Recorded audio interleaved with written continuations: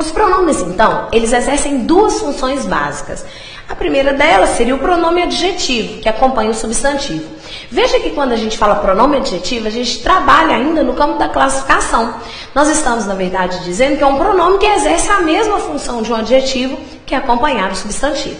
A segunda função seria o pronome substantivo, é aquele que não acompanha o substantivo, mas o substitui. Na verdade, em vez de usarmos o menino chegou cedo, a gente usa ele, que está no lugar de menino, que substitui menino, exerce a mesma função de menino e, portanto, é um pronome substantivo.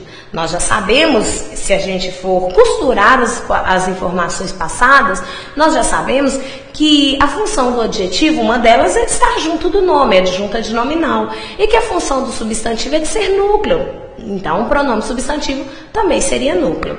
Vamos agora trabalhar com os tipos de pronome.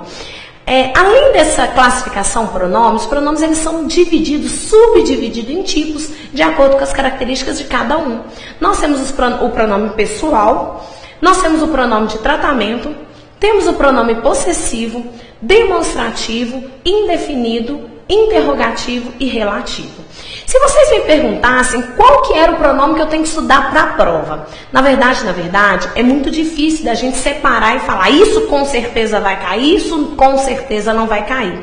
Eu trabalho sempre com margem de segurança. Eu acho que a gente tem que estudar tudo que está no edital. E no edital está o estudo dos pronomes, emprego da classe de palavras. Mas eu posso afirmar com segurança que os pronomes que têm a maior chance de cair na prova, de ser cobrado na prova, seria o pronome pessoal, o pronome possessivo no que diz respeito à ambiguidade, o pronome demonstrativo no que diz respeito à referenciação no texto e não à decoreba, e o pronome relativo. O pronome relativo eu tenho certeza absoluta que alguma coisa relativa a ele vai cair. E nós vamos trabalhar com o pronome relativo, vamos começar agora, mas vamos até o último dia de aula, até o último dia do curso. Eu não sei se vocês se lembram da tal oração adjetiva, explicativa ou restritiva. Pois é, a oração adjetiva tem como elemento de ligação o pronome relativo. Então nós vamos começar com o estudo hoje e vamos até o final do curso. Só para a gente entender, vamos ter uma noção, vamos ter uma noção aqui do que seria cada um desses pronomes. Português é autodidático, então vamos pela nomenclatura. Pronome pessoal. Pronome pessoal está ligado a uma das pessoas do discurso. Ou a primeira, aquele que fala, ou a segunda, aquele com quem se fala, ou a terceira, sobre quem se fala. O pronome de tratamento serve para tratar o interlocutor. Pode ser de forma mais cerimoniosa ou menos cerimoniosa, com mais ou menos respeito, não é? Pronome possessivo indica posse em relação às pessoas do discurso. O que é meu, da primeira pessoa, o que é teu, da segunda pessoa, e o que é dele, da terceira pessoa. Não é assim? O demonstrativo, demonstrar significa apontar. Demonstrar, lembra? Mostrar, que é apontar, indicar. Então, o pronome demonstrativo, ele aponta para a posição dos objetos. Eu posso dizer essa camisa com o interlocutor e aquela camisa. Está longe de nós dois, da primeira pessoa e da segunda pessoa. Nós temos o pronome indefinido que indefine, da ideia vaga, genérica, imprecisa. Quando eu digo 20 homens chegaram cedo, 20 homens é uma quantidade definida, é um numeral. Agora, quando eu digo para vocês muitos homens chegaram cedo, eu sei que tem uma quantidade aí indicada, mas eu não sei especificamente, definidamente. Dessa forma, ele seria um pronome indefinido. Nós temos o pronome interrogativo, que dá a ideia de questionamento mesmo. Qual o seu nome? Não sei quem chegou, nós vamos trabalhar com isso dentro dessa construção. E o pronome relativo, que seria aquele pronome o mais importante, que substitui o antecedente e relaciona duas orações. Mas nós vamos mexer com isso mais na frente um pouquinho. Vamos começar com o pronome pessoal. No pronome pessoal, a gente tem uma divisão, pronomes retos e pronomes oblíquos. E o mais interessante da gente saber é que lá no inicinho do pronome eu falei uma coisa. Eu disse para vocês que pronome ele substituía ou acompanhava o nome, pronome adjetivo ou pronome substantivo, e se referia a uma das pessoas do discurso. Isso está na definição de pronome. Quando eu digo meu pai, se refere à primeira pessoa. Quando eu digo esta camisa, é a camisa que está perto da primeira pessoa. E assim por diante. O pronome pessoal, ele não só se refere, mas ele substitui as pessoas do discurso. Por exemplo, a primeira pessoa, eu, pronome pessoal. A segunda pessoa, tu, pronome pessoal. Dentro do pronome pessoal, a gente tem uma outra subdivisão que é reto e oblíquo. E eu queria que vocês entendessem primeiro o porquê dessa divisão. Quando a gente pega essa frase, ele se vestiu com cuidado. Nós já combinamos que a primeira coisa que a gente acha numa frase é o verbo. E o verbo aí é o vestiu. Esse verbo, ele denota uma ação, ou realizada, ou sofrida, ou os dois. Ação realizada e sofrida pelo sujeito. Vamos entender? Esse ele aí, ele realiza a ação de vestir e ele é vestido. Ele age e ele sofre. Mas nós vamos discutir isso lá na voz passiva. Nessa construção aqui, o que eu quero que vocês saibam? Esse vestir, ele é um verbo importante, ele é um verbo significativo, ele é um verbo nuclear? Claro que é. Eu fiz a frase para dizer que ele realizou essa ação de vestir. Essa informação é uma informação central. Depois que a gente acha o verbo, a gente divide a frase em dois grupos. Ele seria o grupo não verbal e vestiu-se com cuidado o grupo verbal, a parte que tem verbo. Estão lembrados também que depois que eu acho o verbo, depois que eu divido a frase em dois grupos, eu tenho que achar os núcleos. Não tem dificuldade. Vocês concordam que o núcleo da parte não verbal é o pronome ele? Eu já até brinquei com vocês. Se você tem um filho só, ele que é o mais importante, isso não tem nem mistério. Dessa forma, na parte não verbal, o núcleo é o pronome ele. Afinal de contas, só tem essa palavra na estrutura. Da parte verbal, nós já combinamos aqui que vestir é um verbo de ação. E se ele é um verbo de ação, ele também é núcleo. Lembra que depois que a gente tira o núcleo, o resto está ligado a ele. Vou dizer para vocês que o se está ligado ao vestiu e o com cuidado está ligado ao vestiu. Essa divisão, queridos, a gente tem que trabalhar muito essa relação pelo seguinte. Depois que eu tiro o núcleo, se, eu tenho três outras palavras. Desculpa. Depois que eu tiro o núcleo, o vestiu, eu tenho três outras palavras. O se, o com e o cuidado. O meu consenso, a minha leitura, a minha interpretação diz que, com cuidado, é a maneira como ele vestiu. Nós acabamos de aprender isso. Lembra que aquela palavra que especifica o verbo, indicando a circunstância em que a ação ocorreu? De tempo, modo, lugar, intensidade, assim por diante, era advérbio. Com cuidado, não é uma palavra, é uma expressão. Seria uma locução adverbial. Eu posso, inclusive, dizer que é uma locução adverbial de modo.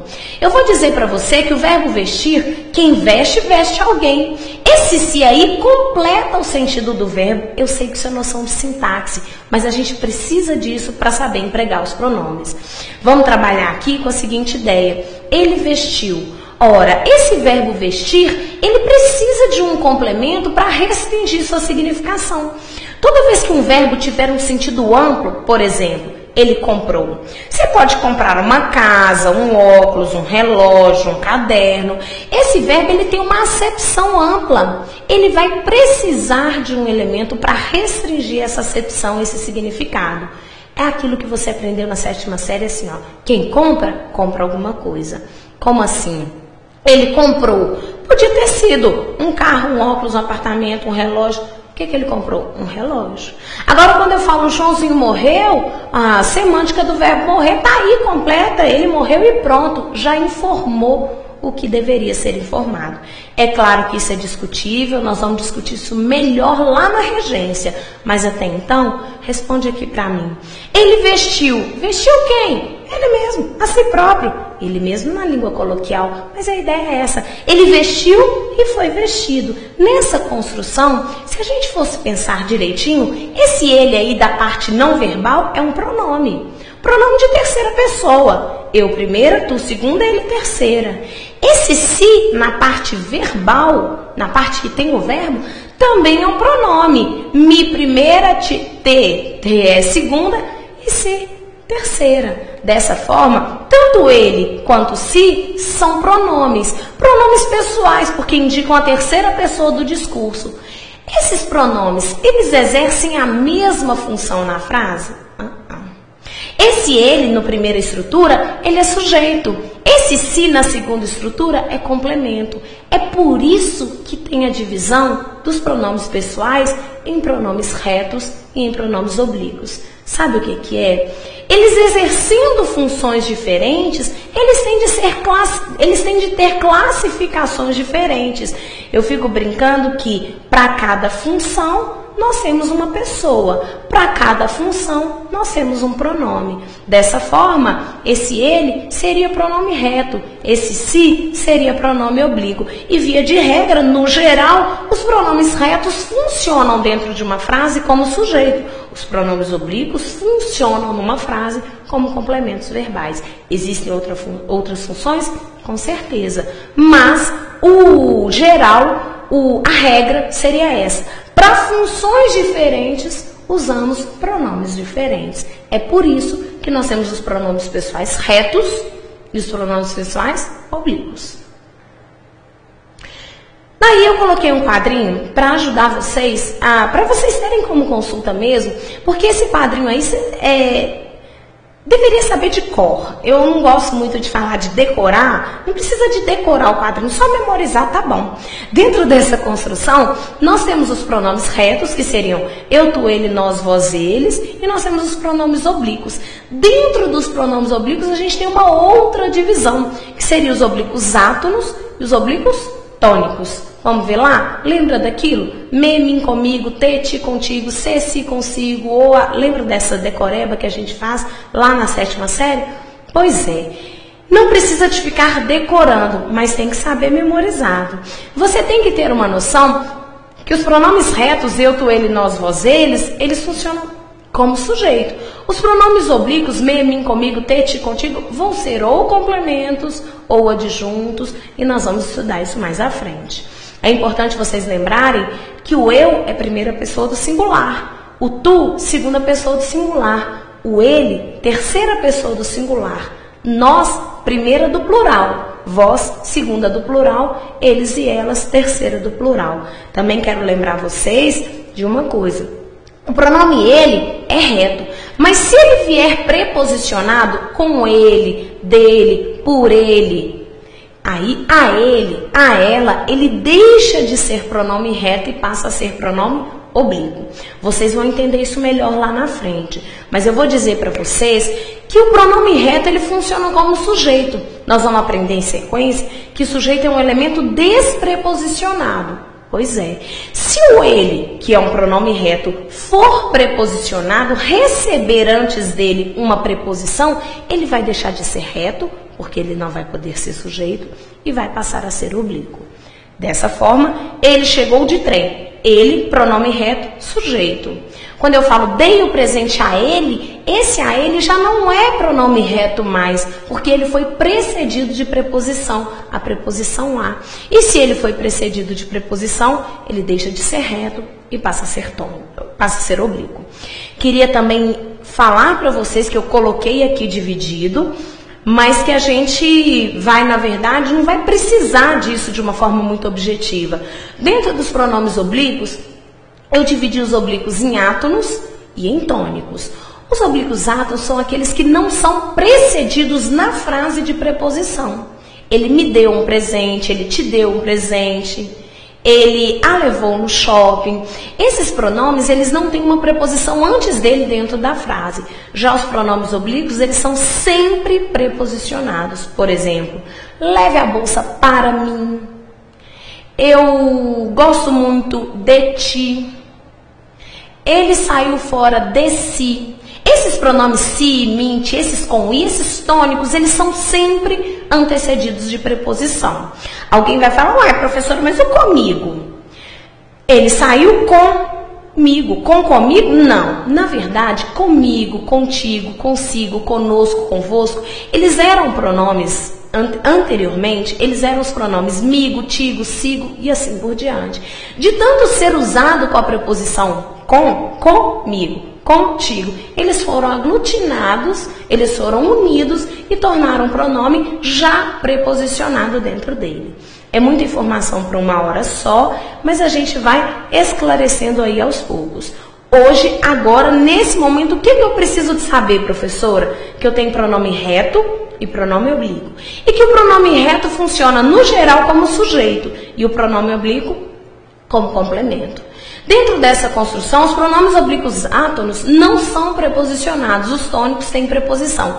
Isso eu tenho certeza que vocês sabem quase que intuitivamente, não precisa de decorar, tá certo?